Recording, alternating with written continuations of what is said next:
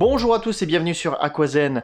On se retrouve aujourd'hui pour un deuxième épisode consacré à cette évolution de mon aquarium marin, c'est-à-dire la version 90 litres. La dernière fois, je vous avais présenté la transition entre mon 60 litres et mon 90 litres. Autant vous dire que même si la transition n'est pas énorme, je suis très content d'avoir fait justement ce changement. Je trouve vraiment ça très sympa. Et aujourd'hui, j'ai plein de choses à vous raconter. J'ai introduit des nouveaux coraux, j'ai introduit des invertébrés, j'ai rajouté des pierres comme vous pouvez le voir à l'heure actuelle. J'ai ajusté aussi la partie technique de cet aquarium.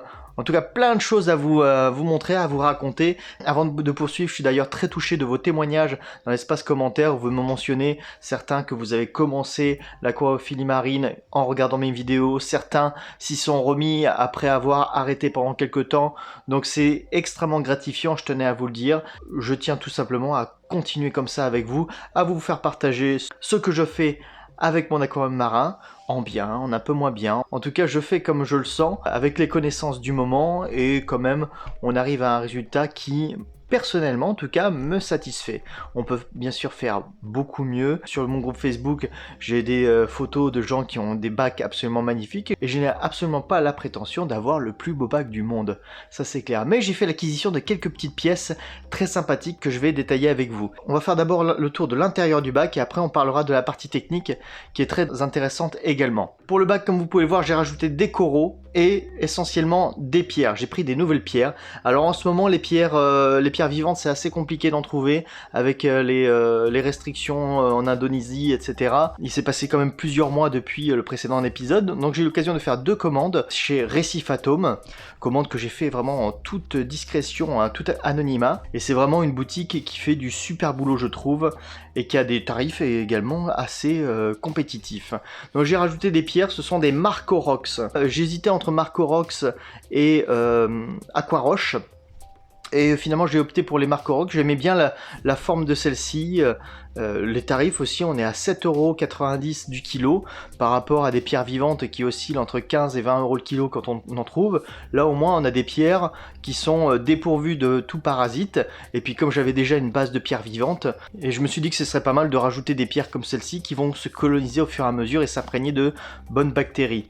Donc voilà pourquoi la différence de couleur entre les pierres vivantes et puis les Marcorox, qui sont en train très légèrement de se teinter au fur et à mesure, et qui vont être recouverts peu à peu de coralline, etc. Et dont on verra bientôt plus la différence entre les pierres normales et les Marcorox. C'est bien parce qu'elles ont plein de petits trous à l'intérieur, plein de cavités. On peut venir placer les coraux, les poser à certains endroits. Je pense aussi c'est pas mal parce que ça permet vraiment une bonne circulation d'eau. Plutôt qu'une pierre compacte, on a vraiment une pierre avec plein de ramifications, plein d'interstices qui permettent justement à l'eau de circuler. Et au niveau du brassage, du coup c'est pas mal quoi. Alors au niveau poisson, tout de suite je vais vous calmer, j'ai pas rajouté quelque chose, et d'autant plus que je pense pas que je rajouterai d'autres poissons finalement, parce que mes clowns sont devenus hyper territoriaux, ils agressent tout ce qui bouge, même ma main, même les coraux nouveaux que je peux introduire, ils sont très agressifs. C'est une caractéristique commune aux clowns, mais je pense que du coup, vu qu'ils se sont habitués à avoir 80 litres rien que pour eux, je pense que c'est assez compliqué peut-être de rajouter un autre poisson, à part un poisson plus gros qu'eux, mais du coup dans ce volume-là, ça paraîtrait un peu compliqué. Pourquoi j'ai rajouté notamment des pierres? Déjà, le décor faisait un peu vide et dépouillé, ça c'est clair, donc au niveau des supports, de la colonisation des bactéries, de la microfaune, c'était peut-être un peu léger, et d'autre part, je manquais de place pour pouvoir mettre des nouveaux coraux. Tous les emplacements étaient pris dans mon ancien décor, donc c'était un peu embêtant à ce niveau-là. D'autant plus que j'ai fait donc quelques commandes. J'ai commencé par mettre un Zoanthus Pink Sakura, me semble-t-il, et j'ai été surpris de la taille de ce Zoanthus qui a des polypes assez gros. En fait, il n'y a pas 2 Zoanthus qui sont identiques au niveau de la taille des polypes, de la morphologie, etc. Pour être très franc avec vous, je suis content. Il y a pas mal de têtes qui ont poussé, néanmoins au niveau de la couleur, c'est pas aussi ouf que ce que j'aurais pensé. Il y a juste un cas particulier quand il est exposé uniquement à la lumière bleue, là on voit les reflets roses ressortir, ça c'est clair. On verra comment il va évoluer, mais c'est pas non plus un truc de fou. Il y a d'autres petits trucs sympas que je vais vous détailler après. Donc dans cette première commande, j'avais pris ce Colastrea, c'est un corail dur, un LPS, donc un corail dur à long polype. Un Colastrea gris-bleu, et franchement je suis très content. Alors j'étais assez hésitant à prendre des LPS, je me suis dit au niveau de la qualité de l'eau comment ça va aller. Les petits ajouts que je fais de manière régulière, suffisent à entretenir la qualité de l'eau que du coup je me suis remis à tester un petit peu l'eau pour vérifier que ça allait bien et il n'y a pas de souci. Donc ce colestra gris bleu, je l'ai reçu avec 3 têtes. Et ils ont mis quelques jours à un petit peu se reprendre leur forme normale et là je peux apercevoir que la tête qui est justement devant est en train de se diviser. Donc ce corail pousse très très bien, il se plaît beaucoup et je crois que il y a aussi la tête qui est derrière qui commence également à se diviser. Donc là je vais avoir un joli bouquet de colastrea ça va être pas mal du tout. Autre corail que j'ai rajouté, je m'étais beaucoup tâté également à prendre, j'ai pris une bouture d'Acanthastraea. Acanthastraea qui a des dominantes rouges, reflets bleutés, un peu de jaune. Très joli. Je me suis un peu laissé tenter à force de regarder la chaîne d'Aquajo. Je sais pas combien il en a des Acanthastraea dans son bac, mais c'est un truc de fou. Donc du coup je me suis un peu laissé tenter, j'ai trouvé une jolie bouture.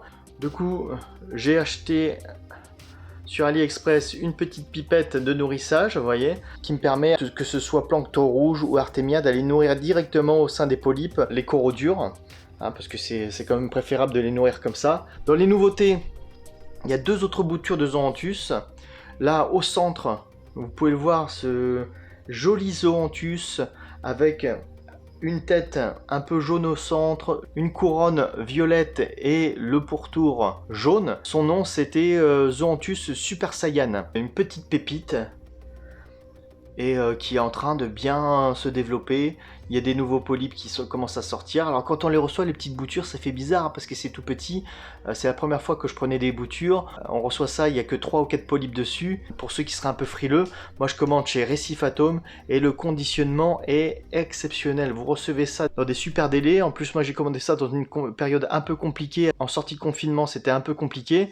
Là les conditionnements sont top. Avec les sacs, là ils avaient mis de l'oxygène dans les sacs pour éviter d'avoir des problèmes. Donc la livraison s'est super bien passée. Quand vous ouvrez un colis Recife-Atome, tout est bien conditionné par poche individuelle. Parfois les articles sont regroupés quand ils sont compatibles. Donc c'est très bien, ça arrive très rapidement.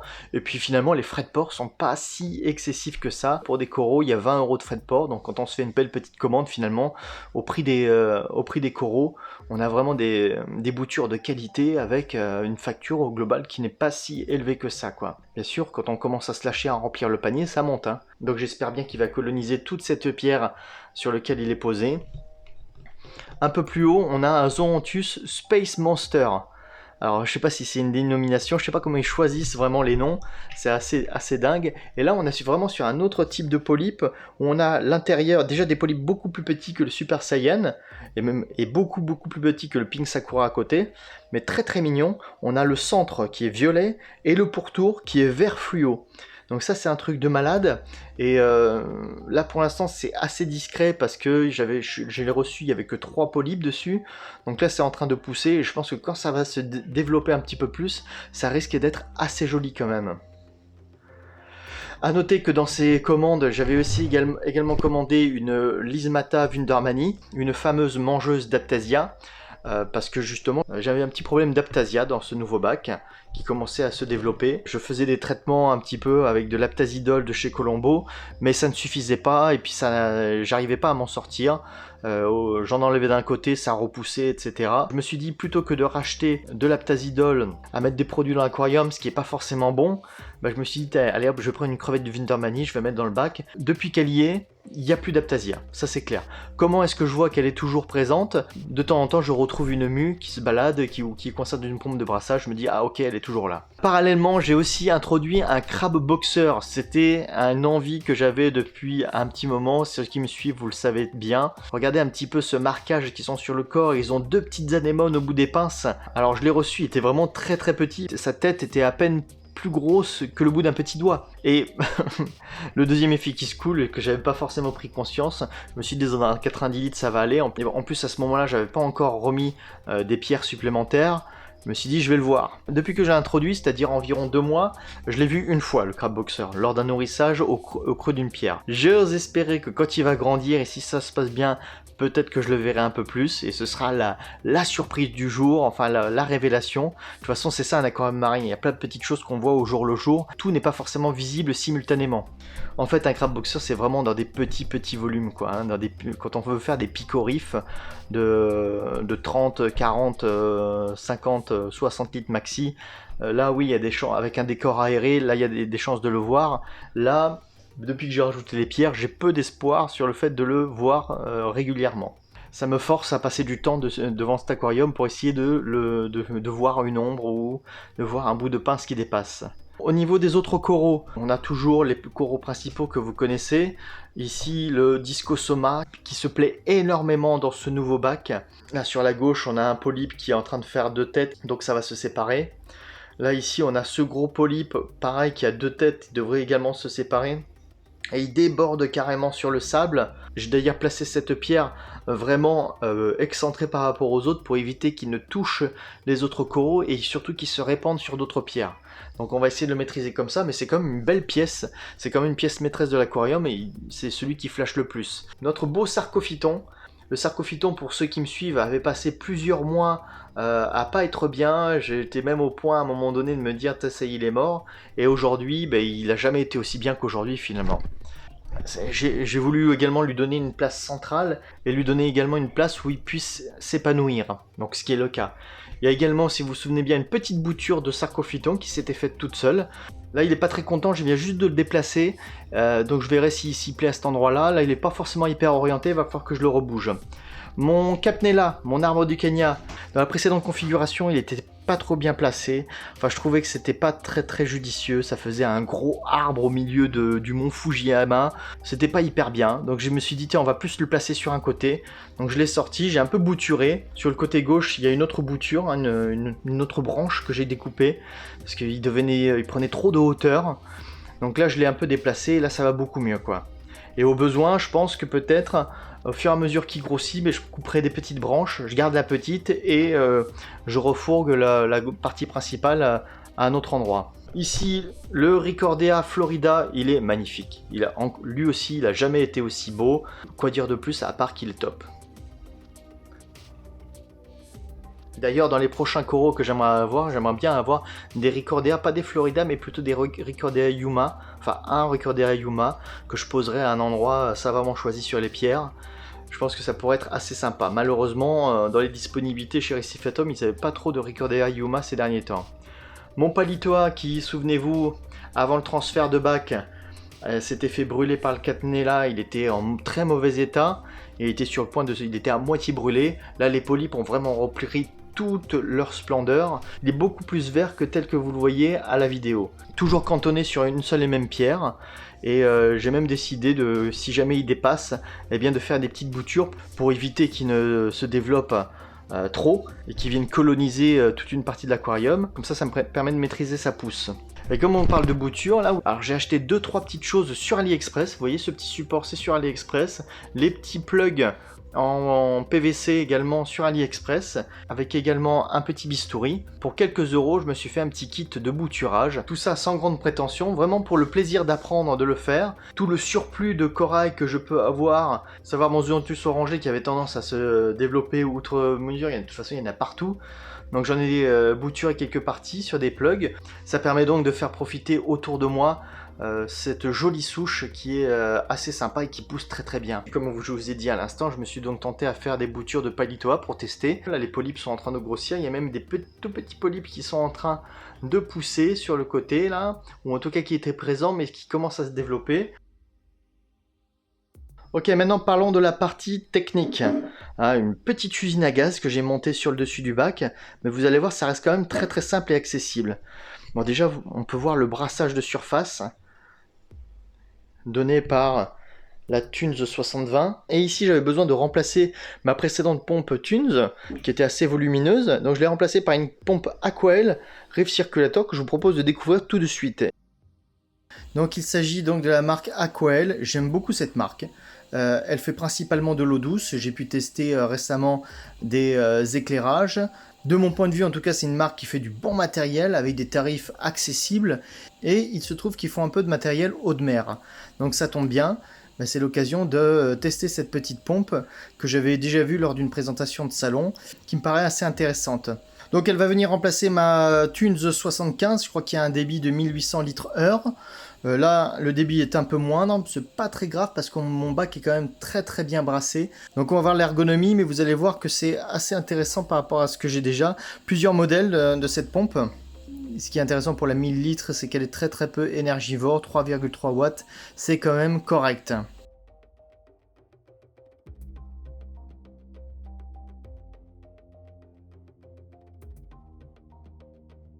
Alors déjà, première impression de base, c'est du costaud quoi, hein. Je veux dire, elle est très lourde. Bon, il y a le poids ici de l'aimant, ça c'est normal, mais globalement c'est quand même une pompe qui pèse son poids. Je compare tout simplement avec ce que je connais, c'est-à-dire les pompes Thunes, qui sont beaucoup plus légères. Là, ce que je vois qui est intéressant quand même, c'est au niveau de la partie rotative, qui laisse quand même pas mal de marge de manœuvre, et je sais qu'avec ma Thunes, je suis un peu embêté. La Thunes, c'est une espèce de pince qui vient comme ceci autour de la boule, et des fois il y a le fil qui empêche la mobilité de celle-ci. Donc là, ici, on n'est pas embêté à ce niveau-là, et on peut faire pas mal de choses. Je pense que je vais la mettre comme ça, orientée vers la surface. On a quand même quelque chose qui est très directionnel à mon avis, hein. Bon, là, on va installer ça dans le bac sans plus attendre. Voilà, donc cette pompe de brassage, franchement, elle fait bien le taf. Et elle vient bien compléter le dispositif avec mon autre pompe. Et ça permet, vous voyez, là ici, on a un flux qui est dirigé comme ceci. Et l'autre qui vient comme ceci, donc les flux se croisent. Donc c'est quand même mieux d'avoir deux pompes de brassage dans un bac pour justement avoir les flux croisés, et je peux vous garantir que lorsque je mets de la nourriture ou autre chose, j'ai rien du tout qui vient se déposer au fond, donc ce qui est quand même le top. Je reviens pas sur l'écumeur Thunes 9001 qui fait très bien le taf, que j'avais placé avec le petite option aspirateur de surface. Ça marche très bien, ça rajoute un petit peu des petites bulles d'air très fines dans le bac. Ça se voit beaucoup à la vidéo, mais à l'œil nu ça se voit pas trop. Donc c'est plutôt pas mal, et il fait plutôt bien le taf. Là je l'ai éteint pour le besoin de la vidéo, pour éviter que ça fasse trop de bruit. Je reviens pas également sur cet éclairage Spectra, où on peut le trouver sur d'autres marques. Je vous avais dit que je l'avais trouvé sur AliExpress pour une quarantaine d'euros, et il fait très bien l'affaire. L'éclairage est top, et encore là je suis pas à fond, j'ai enlevé des blancs. Donc on peut régler les blancs, les bleus. Le seul inconvénient, c'est que c'est pas un éclairage qui est programmable, qui permet pas de faire des levées et des couchers de soleil. C'est la seule chose que j'ai à lui reprocher, sinon il marche très bien. On m'avait posé la question également pour le ventilateur au-dessus. Il est presque inaudible. D'ailleurs là il est en train de tourner et on l'entend pas du tout. Dans les nouveautés, alors là c'est pas vraiment une nouveauté, d'ailleurs ça va pas tarder à changer. Là j'ai mis un ventilateur 3 hélices pour refroidir mon bac. Pour le coup, j'étais obligé d'enlever mon capot en plexiglas, ce qui a pour effet d'accroître l'évaporation du bac. Mais ça, on va en reparler dans un instant. Pour le maintien de la température, je suis souvent sur ce bac-là à 26, 27, et puis ça peut monter à 29, 30 degrés si jamais j'interviens pas. Donc d'où l'idée de rajouter un ventilateur. J'en avais mis au départ un ventilateur, ça c'est des ventilateurs que j'avais pris chez Sky & Shrimp à l'époque. Celui-là n'était pas suffisant, ou était un peu léger, et puis j'avais également celui-là, 3 positions, et là pour le coup peut-être un peu trop puissant, c'est pour ça que je l'ai mis sur minuteur, et là actuellement il ne tourne pas, il tourne par tranche de 1 heure. 1 heure il tourne, 1 heure il est éteint, ce qui me permet d'avoir une température homogène. Et ça bientôt, je vais très prochainement, vous le verrez sur la chaîne, je vais mettre un ventilateur avec un thermostat, ce qui me permettra d'avoir une régulation optimum de l'aquarium. Ce sera une des très prochaines vidéos qui vous montrera une solution justement pour pas avoir à se soucier du refroidissement du bac pendant l'été, parce que c'est une vraie contrainte. Surtout en aquarophilie marine, mais aussi en aquarophilie d'eau douce. Par exemple, mes bêtas, si l'eau est trop chaude, je me suis aperçu qu'elles étaient assez territoriales et assez vénères. Donc j'aurai l'occasion de revenir sur la partie refroidissement d'aquarium, qui sera valable d'ailleurs pour les aquariums d'eau de mer comme les aquariums d'eau douce. Et j'ai trouvé, je pense, peut-être une des meilleures solutions possibles. Ici, deux choses dont je vais parler. La première, la mise en place d'un refuge, et ici, une réserve d'eau osmosée. Alors je vais d'abord peut-être parler de la réserve d'eau osmosée, comme ça ce sera plus simple. Je vous ai donc dit que j'avais enlevé le capot, donc ce qui augmente l'évaporation, mais de manière très marquée. On a vu en plus que le bac avait tendance à chauffer de manière assez vive. Avant de mettre en place cette bonbonne, j'avais dans la précédente vidéo mis en place un osmolateur. Je vous avez fait la présentation en vidéo. Et le problème que j'ai eu avec cet osmolateur, c'est ces petits osmolateurs pas chers avec un petit flotteur. Ben, parfois le flotteur se grippe, s'encrasse. Ça m'a provoqué à 2 reprises un débordement du bac. C'est-à-dire le matin, ben, vous vous levez et puis il y a plein d'eau par terre. L'eau est au maximum et ça dilue. Alors le problème c'est, il y a certes la nuisance de dégâts des eaux, qui est assez relative, mais bon quand même. Tout le contenu de la réserve d'eau vient dans le bac, mais ça a surtout pour effet, quand on a ce type de problème, eh bien de mettre de l'eau osmosée, ce qui vient diluer l'eau de l'aquarium, et donc ça a pour effet d'abaisser la salinité. Plus on met de l'eau osmosée, plus la salinité baisse.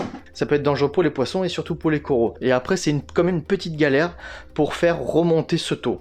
Donc j'avais 2 solutions, soit racheter un osmolateur avec détection de niveau, etc., ce qui est assez coûteux, hein, on peut les trouver entre 100 et 150 euros. J'ai eu l'idée de passer d'abord, dans un premier temps, sur ce modèle que vous connaissez peut-être déjà, avec le petit embout là qu'on trouve sur Wish, AliExpress et compagnie, et sur lequel on vient mettre une bouteille d'eau renversée, pareil avec de l'osmosée à l'intérieur. Là je l'ai mis sur mon aquarium 80 litres d'eau douce, mais au départ je l'avais mis sur mon aquarium marin. Il s'est avéré malheureusement que c'est pas suffisant. En une journée sur mon aquarium marin, quand il fait très chaud, la bouteille est vide. 1,5 litre en une journée, c'est plié. Donc 1,5 litre d'évaporation par jour. Donc du coup j'ai trouvé sur AliExpress, et donc là on avait 2 modèles sur AliExpress, j'essaierai de vous mettre les liens si je les retrouve tout du moins. Un réservoir de 2 litres, moi je pense que c'est pas trop nécessaire parce que quitte à avoir un réservoir de 2 litres, autant utiliser ça, et pour 5 euros on peut mettre 1,5 litre dessus. Parce que le réservoir de 2 litres, je crois que ça a coûté une quinzaine d'euros. Et pour quelques euros de plus, un réservoir de 4 litres. Donc ça commence à causer. J'entends certains, c'est certes pas très esthétique, mais c'est terriblement efficace. Il n'y a pas de risque de débordement ni quoi que ce soit. Et là au moins, avec 4 litres, je suis au moins sûr d'avoir 3 ou 4 jours de tranquillité sans avoir besoin de refaire le niveau de l'eau. Sachant que d'ici quelques temps, je vais prendre quelques jours de vacances, ben, je veux tout simplement partir l'esprit tranquille et pas retrouver le bac évaporé à la moitié, quoi. Donc ça marche très très bien, et finalement c'est certes assez balèze.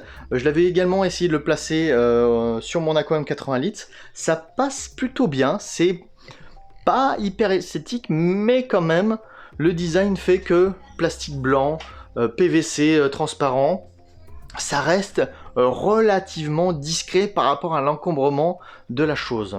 Ici j'ai mis en place ce qu'on peut appeler une décante externe, ou plutôt un nano-refuge. Alors je me suis servi de ce qu'on appelle une breeding box, c'est-à-dire tout simplement les trucs à éclosoir, hein, pour mettre les poissons, pour mettre les alevins à l'abri, etc. Sauf que cette breeding box, c'est quand même déjà la plus grosse que j'ai trouvée sur le marché. Et puis de 2, elle a un système de raccordement qui fait circuler l'eau, l'entrée d'eau ici, la sortie ici. Alors elle est fournie sans pompe. Il est d'ailleurs préconisé dans les recommandations constructeurs de mettre une pompe à air. Alors j'ai essayé la pompe à air, j'ai trouvé que ça fonctionnait très mal. Du coup moi j'ai récupéré une petite pompe que j'avais déjà en réserve et dont je ne me servais plus, que j'ai raccordé sur le tuyau, et ça marche très très bien. Une petite pompe 250 litres heure, ça me donne ce petit débit là. Alors dessus j'ai placé du coup mon distributeur automatique, vu qu'avant je le posais sur la plaque.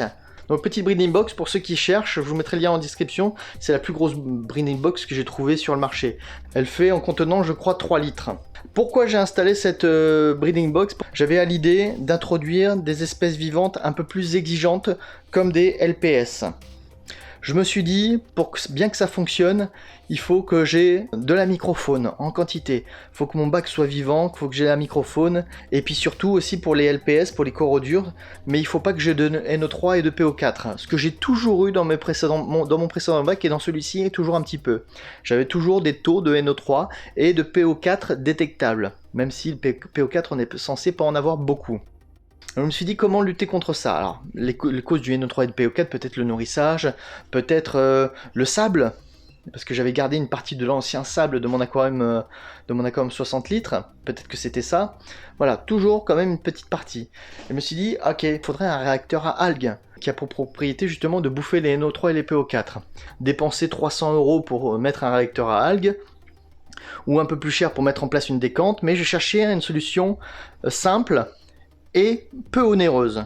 Donc j'ai trouvé déjà cette breeding box. L'idée de la breeding box, je l'ai trouvée sur internet en grattant, mais vraiment en grattant chez les Anglais, chez les Chinois. En France, je n'ai pas trouvé un qui faisait ça.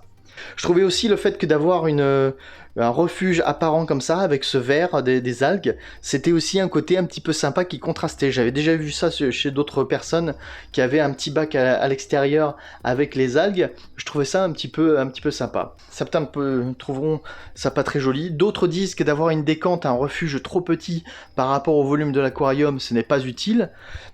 Premier retour déjà. Niveau esthétique, les goûts et les couleurs, moi ça me dérange pas, je trouve ça cool, même si dans un avenir plus ou moins proche, je trouverai une solution pour justement délocaliser ce petit refuge. L'effet que j'ai trouvé, mes NO3 et mes PO4 ont réduit de manière drastique. Vraiment, quand je fais mes tests aujourd'hui, c'est le jour et la nuit avec avant. Donc tout ça pour dire que les algues, elles jouent bien leur effet. Qu'est-ce que j'ai mis comme algues? Je vous le dis tout de suite. Ici, j'ai un petit peu de Chaetomorpha. Alors j'en ai vraiment une pincée qui avait grossi dans un premier temps et qui est dépéri ensuite, donc je sais pas ce que ça veut dire, est-ce que peut-être parce que j'ai plus de PO4 à consommer. Et ici des algues, c'est un mix d'algues encore de chez Recifatum qui pousse très bien, mix de plusieurs algues de production française, pousse très bien sous un petit éclairage basique blanc. Et voilà, compartiment Chaetomorpha, mix d'algues et pierres vivantes. 2-3 pierres vivantes en plus. Peut-être qu'ici je peux mettre d'autres choses. D'ailleurs, hein, je suis à votre écoute pour ceux qui ont des conseils. Qu'est-ce que je pourrais mettre? J'avais pensé peut-être mettre des nouilles céramiques à un moment donné. Qu'est-ce que je pourrais mettre d'autre pour enrichir la chose? N'hésitez pas à me proposer. Donc dans les effets, je vous ai déjà dit réduction des NO3 et des PO4 et développement de la microfaune à mort. Déjà, à l'intérieur de ce bac, justement, les algues permettent à plein de microphones, à plein de petits crustacés de venir se développer. Et depuis que j'ai mis en place ce système, j'en vois beaucoup plus dans mon bac. Dans mon 60 litres avant, j'en voyais plus du tout. Au début de la mise en place de ce bac, sans la décante, j'en voyais pas du tout non plus. Je voyais un petit peu de microphone sur les vitres, mais quand à avoir des plus gros éléments vivants sur les pieds, qui se déplacent sur les pierres, etc., ça j'en voyais pas. Donc très efficace. 1. Développement de la microphone. 2. Réduction des NO3 PO4. Pour quelques dizaines d'euros, confection d'un nano-refuge. Dernière petite chose que je voulais vous montrer, et ça commence à faire une belle vidéo, j'ai aussi pris un réfractomètre pour la première fois. Ça faisait longtemps que je voulais en prendre un, et je l'ai trouvé un peu comme souvent, comme d'habitude, j'ai envie de dire, sur Wish. J'ai pas voulu faire un épisode spécial, j'ai commandé sur Wish, parce que finalement ça concerne quand même que très peu de gens. Et je voulais aussi vérifier un mythe. Moi avant pour mesurer la salinité de mon eau, j'utilisais un petit truc comme ça là, de chez Instant Océan, il y en a d'autres marques. Hop, on remplit d'eau jusqu'à la limite, et puis l'aiguille vient se placer. Généralement, le taux est à 1024-1025. Et souvent, ce genre d'appareil a mauvaise presse, et on dit que c'est pas très fiable, etc. Jusqu'à présent, ça se passait très bien. Aucun problème avec cet appareil, m'a toujours rendu de fiers services, c'est hyper simple, moi je suis assez fan d'ailleurs, du moment qu'on le nettoie bien et tout, il n'y a pas eu de problème. Alors on dit souvent, certains, comme mon ami Aquajo, a relevé des différences de mesure de genre de 3 points, genre vous mesurez ici 1024 et puis en fin de compte au réfractomètre on est à 1021, moi j'ai constaté un écart de 1 point. C'est-à-dire 1025 mesuré ici, 1024 au réfractomètre. Pour ceux qui connaissent pas, je vous montre rapidement. Donc le réfractomètre, alors je sais pas si ceux qui se vendent à 50 ou 70 euros avec je sais pas quelle marque Récifal sont conçus dans d'autres matériaux, mais celui-là me fait forte impression. À l'aide de cette petite pipette qui est là, on vient prélever de l'eau de l'aquarium, on vient mettre genre 2 gouttes ici, on vient rabattre cette petite plaquette qui vient écraser l'eau, et puis après, là-dedans, on vient regarder avec un œil à la lumière le résultat et on voit justement un petit graphique que je vous affiche. Donc vous voyez 1024, 1025, franchement l'écart est négligeable, en tout cas moi pour ma partie. Bon, ça vaut quand même le coup d'en avoir un, comme ça on est sûr des mesures et ça fait quand même 2 moyens de contrôle au cas où.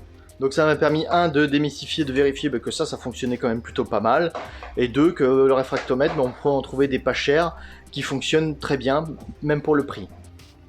Voilà, pour conclure, ainsi ce que vous pouvez voir éventuellement ici, là, j'ai placé également un film sur le 3/4 de cette vitre là.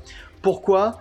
Parce que je suspecte peut-être que l'éclairage qui vient de cet aquarium, qui irradie dans ce bac, peut-être me provoque de la Valonia. J'ai remarqué, la Valonia c'est une algue de type bulle, qui se développe.